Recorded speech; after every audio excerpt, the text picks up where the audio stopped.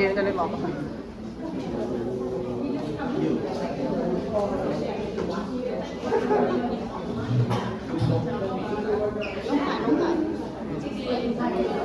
จัดการ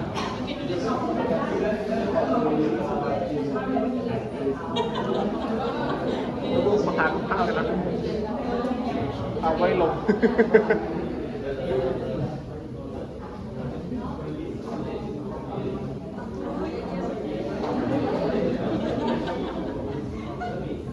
อะไรจะทำอะไรจะทำกันไหน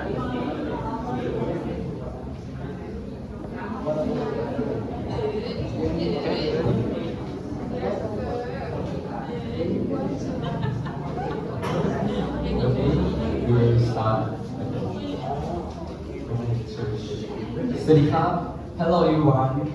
We from U5 we will present about the gaming edition. Okay, we will let's see the news of gaming edition for Malaysia, Thailand, and around all the world. Okay, start.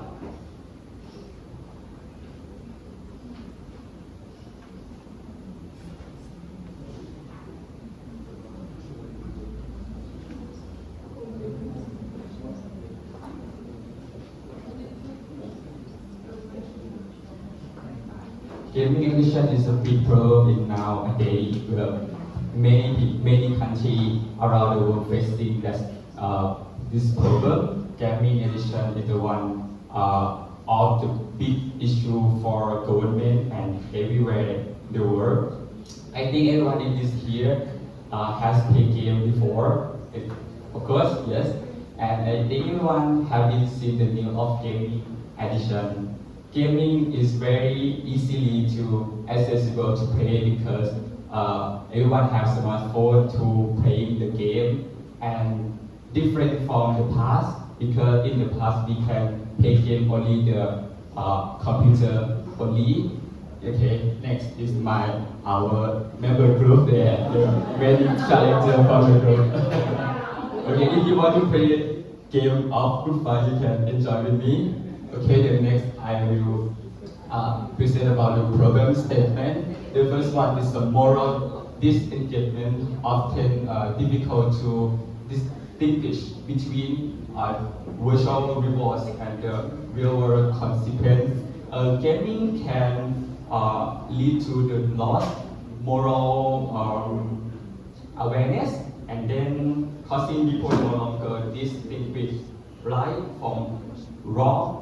Yes, and it can make us unable to separate the reward we get in the game, such as a score, point, or item in this game, from the real life consequence, such as a duty or the harm we may chosen cause to the others.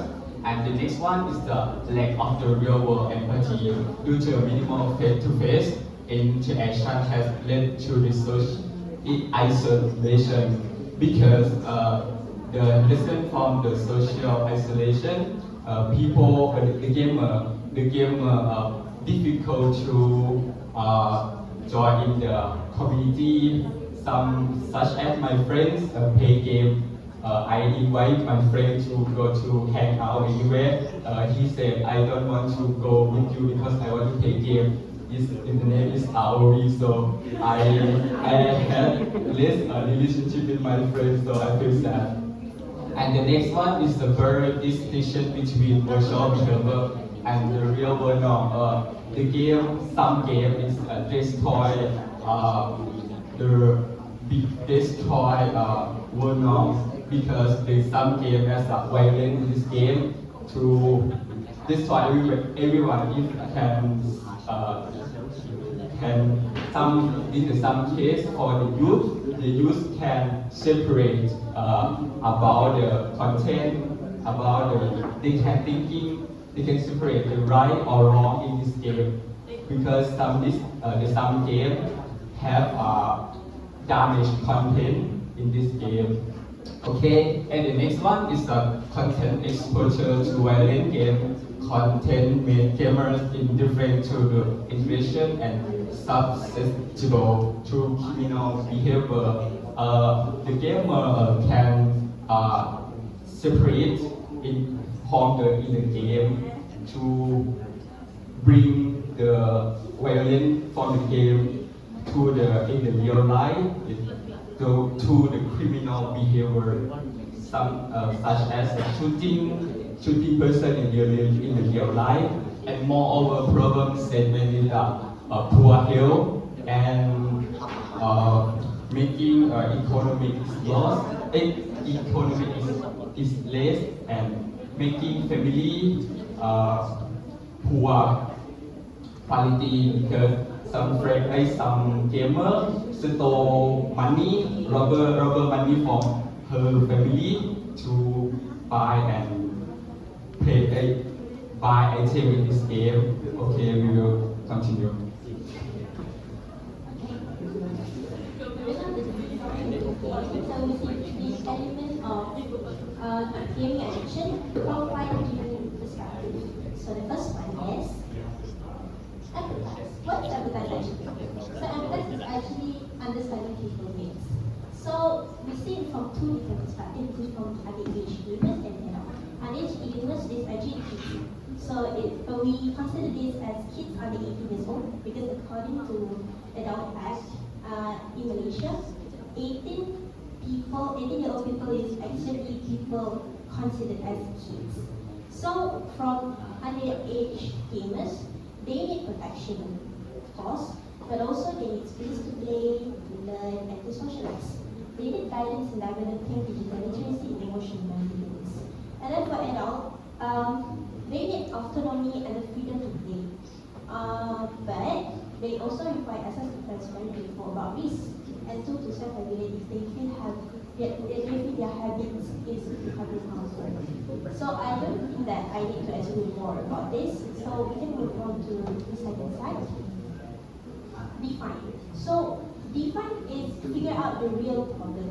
We know the problem is gaming addiction, but we need to dive in more deeper about what is actually the real problem about this matter. So from underage gamers, excessive gaming leads to reduced empathy, poor social skills. Of course, when they only tend to play games, they only see the phone 24/7. They lack of empathy, they lack of social skills. They less interact with people outside. And of course, when it's time for them to meet real people, they don't really know how to interact with people out there. So, as for adults, prolonged gaming can cause social isolation, emotional neglect, and in rare cases, increased aggression or susceptibility to criminal behavior. Just like what happened in Malaysia lately. If you remember the case in Damansara Utama, where the boy, 14-year-old boy, he slapped a girl, 17 years old girl, here 200 times until dying. So that is because the boy thinks that he is in the game. He's like a freak. So the next one is both underage gamers and adults. This current law in Malaysia is respected within the formula of Malaysia.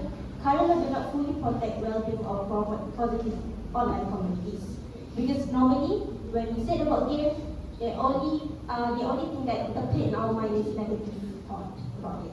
So the next slide is ideal. What is ideal? Ideal is actually ideal, which is how to solve this matter. So for underage gamers, strict content rating and age-specific game access. So maybe the game developer, they can put age restriction in front of the game before they can enter the game. So, the next one is mandatory parental control and gameplay limiters.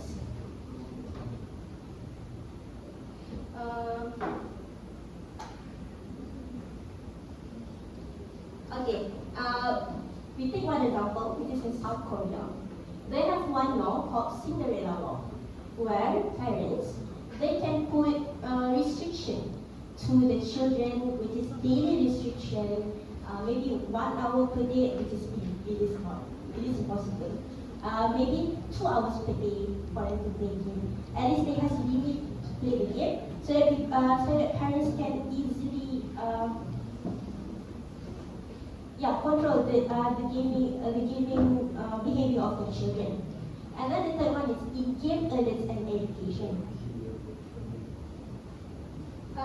They can break reminders. This is related to break reminders. I give example one for TikTok, which is TikTok's not game, but this applies to me, where in TikTok, I put break reminder, which is I only limit 1 hour to play TikTok every day. So this is very good for me because I know that when the reminder pop up, I know that 1 hour time reach. So I need to close my phone and do something else at certain time. And then the fourth one is strong religious education. Strong religious education is related to religions, which is when they have strong religious education from their parents, they know to differentiate what is real and what is not, so that they know what is the importance of self-control. The last one is digital literacy curriculum, which is curriculum. And then for adult, applies to law. This is in the UK. The Online Saturday Act 2023, which is the law that set the prohibition, which is the law is only limited on the illegal content. And the controlling through license, no license operation. Maybe Malaysia, they can no license operation thing is they need to have gaming license to play the game, such as in EA. And then dispute addiction, risk warning, and mental resources, which is before to play the game, they can put maybe the gamers the game developer, they can put reminder or reminder, which is what is the pro and cons of playing this game too long. And for most is public awareness campaign, which is good classic campaign, and the establishment of regulatory body and licensing agency. So next we move to Thank you, Mira. Good morning, everyone. My name is Asro. So, after we identify the main issue and understanding the needs of our projected groups, which are the underage gamers and adults, we get to actually determine the real problem that exists around us. From there, we can brainstorm and develop ideas for our prototype to actually formulate and establish a clear and comprehensive legal framework governing the main issue, which is game addictions. Now, moving on to the next element that needs to be discussed, the prototype. So basically, the prototype that we have prepared is a set of treaties addressing game addiction between two neighboring countries, Malaysia and Thailand, respectively by UKM and TSU. So in this treaty, we have included several key articles that address the relevant topics, concerns and challenges related to the main issue of game addiction. Firstly, we propose a content classification system where different sets of roles are categorized for different target groups. Next, we also include the enforcement of age verification and parental consent requirements for minors. In addition to that, we also propose the introduction of time limits, such as restricting access for users under 16 years old from 12 AM to 6 AM, and standing in-game purchases for underage players. We will also impose an obligation on game companies to publicly disclose any addictive design features and provide opt-out options for users. And furthermore, issues related to health, education, and fairness based on the SDGs will be adopted as a standard benchmarks for all the stakeholders, in this case, the companies and the gamers. And lastly, we also recommend establishing a new independent statutory body under the Ministry of Health and the Ministry of Communications to oversee these measures. Next slide, please. So basically, this is the draft of the treaties that we propose as our prototype to address this issue.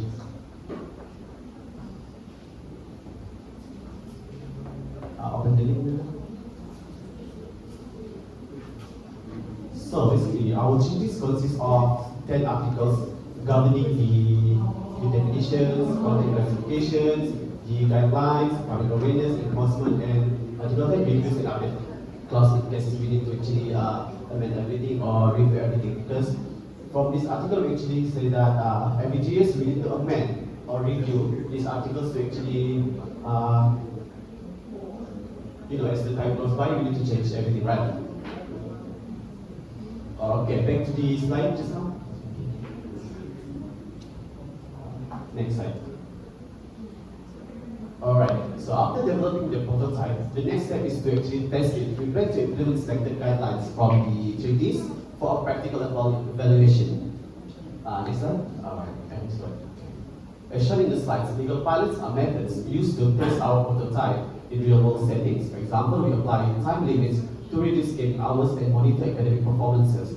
Also, we have observed that accessibility measures may lead users to find alternative ways to bypass these rules. So during this time, the Digital Safe Play Commission will collaborate with selected local and international companies to test edge verification systems and safe play settings, gathering practical feedback for further refinement. And next slide.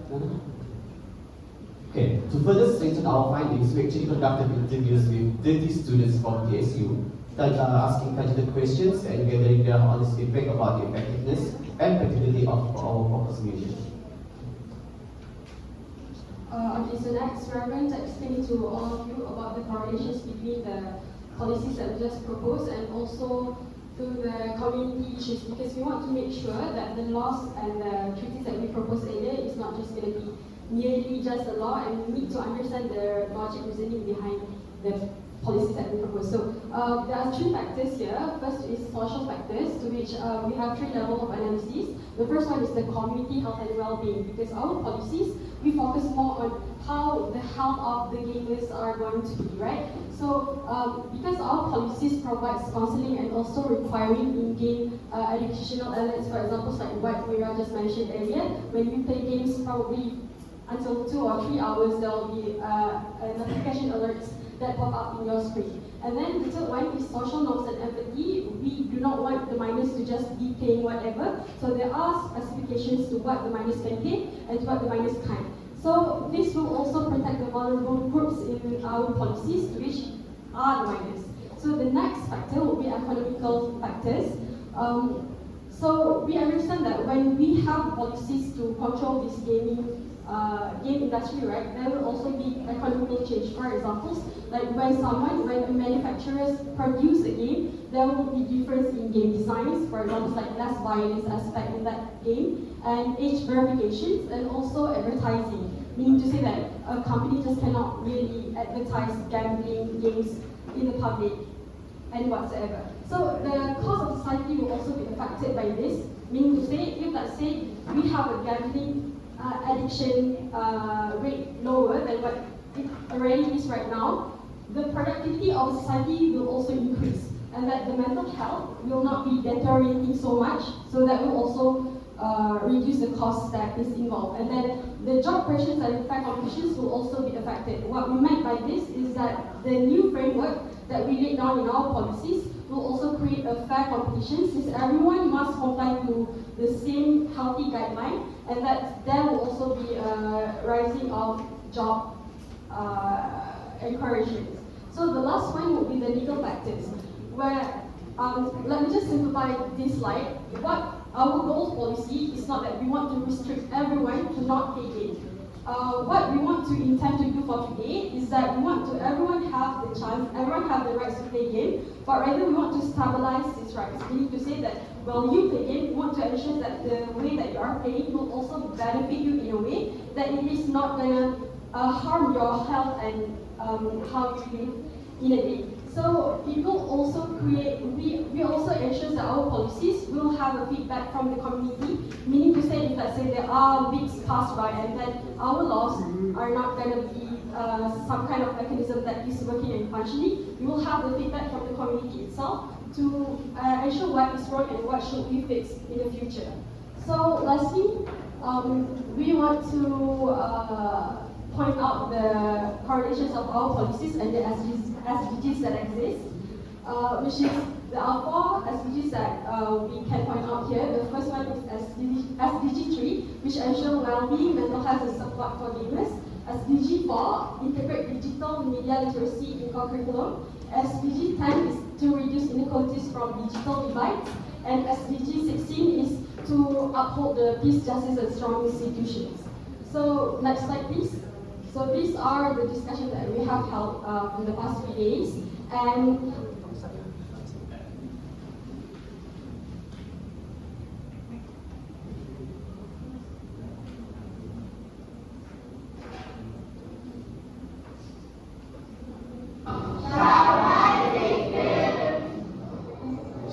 ติดเกม So that's all from us. Thank you.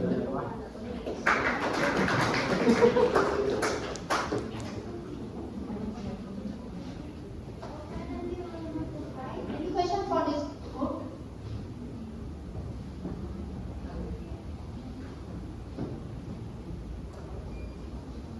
Okay, so I have some questions to ask you. And in Malaysia, have about the legal basis of and link with game addiction, alright. And then, yes, There is several general laws that controls the aspect of gaming. For example, like you can't have the aspect of gambling in your games, but specifically for some scrutiny aspects, for example, like the screen hours and whatnot, are not governed by the Malaysian laws so far that we know of. I'd like to add on. So, in the end of October in this year, the Communication Minister Fadli in Malaysia had summoned that we are going to license the gambling at least for 10 online games, including Roblox, which he said that it is unsuitable for children under the age of 16.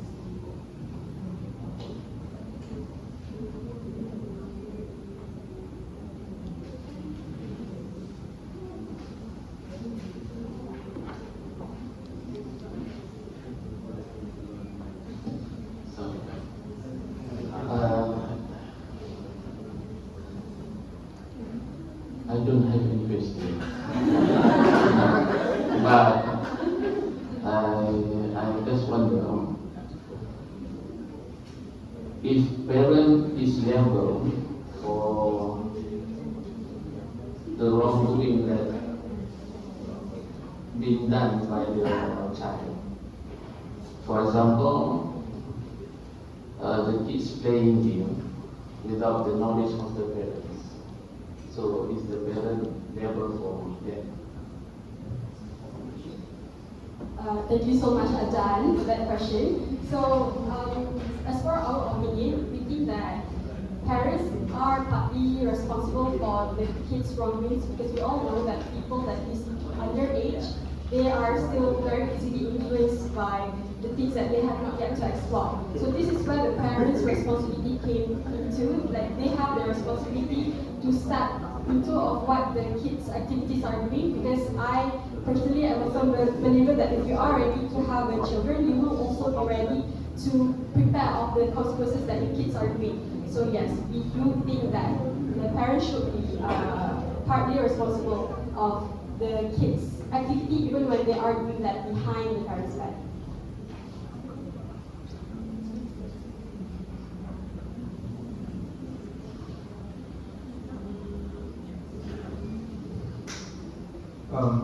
Thank you very much, Group 5. I'm just wondering why we have the treaty in the first place. Since this is actually a topic assignment for both Malaysia and Thailand, so we actually propose to draft a treaty system of act. For act, it's only applicable to the certain countries, but for treaties, it's between those two countries, Malaysia and Thailand, and then we can adopt it there. So for me, it's not actually it's not realistic or it's not suitable for you to actually create a statute or draft a statute or act. Instead of, we actually choose treaties. So only for two countries, Malaysia and Thailand. What is the most practical way for you for Group 5 in controlling gaming and all these social ills contributed to gaming? So in Malaysia, we actually have a Ministry of Education and Ministry of Communication. So from there, we actually those two partners can actually collaborate together to actually create maybe they can enhance their current regulations to actually cover all of these things. All right, thank you. With that, thank you everyone.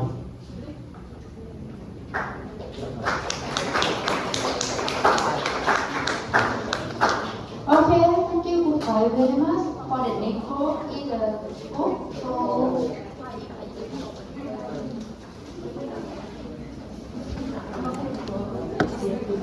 Wait,